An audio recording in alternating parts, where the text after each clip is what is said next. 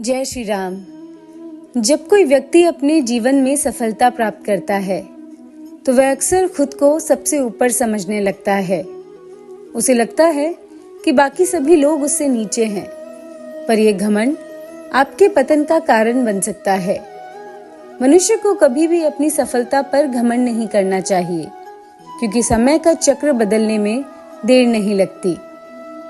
इसका एक बेहतरीन उदाहरण हनुमान जी और भीम से जुड़ी एक कहानी में मिलता है, जो कि द्वापर युग की है। इस कहानी के अनुसार भीम को अपनी शक्ति पर बहुत घमंड था, लेकिन हनुमान जी ने उनका अहंकार तोड़ दिया। तो आइए आज हम सब सुनते हैं हनुमान जी और भीम की ये कहानी। जब पांडव वनवास के दौरान उत्तर दिशा में गंधमादन पर्वत के पास रुके, तब एक दिन द्रौपदी ने भीम से सुगंधित फूल लाने के लिए कहा। भीम फूलों की तलाश में निकल पड़े। रास्ते में उन्हें एक बूढ़ा वानर दिखाई दिया, जो अपनी पूंछ फैलाकर लेटा हुआ था। भीम ने अपनी शक्ति पर घमंड करते हुए उस वानर से कहा कि वह अपनी पूंछ रास्ते से हटा दे।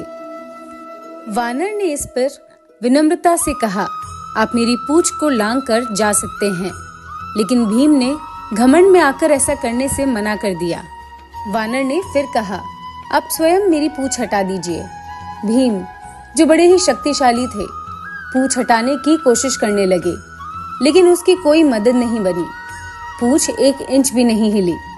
बहुत कोशिशों के बावजूद भीम को समझ में आ गया कि ये कोई साधारण वानर नहीं है और इस पूंछ को वो ऐसे ही नहीं हटा सकते। भीम ने वानर के सामने हाथ जोड़कर पूछा, कृपया आप अपना असली रूप मुझे दिखाइए। तब वानर ने अपना वास्तविक रूप दिखाया और वह स्वयं श्री हनुमान जी थे। हनुमान जी ने भीम को समझाया कि आपकी शक्ति और बल के बावजूद आप अपने घमंड के कारण पूंछ नहीं हटा पाए। सफलता के लिए केवल शक्ति ही नहीं, बल्कि विनम्रता भी जरूरी है। हनुमान जी ने कहा कि अहंकारी व्यक्ति का पतन निश्चित होता है। तो ये थी भगवान हनुमान और भीम की कहानी। धन्यवाद।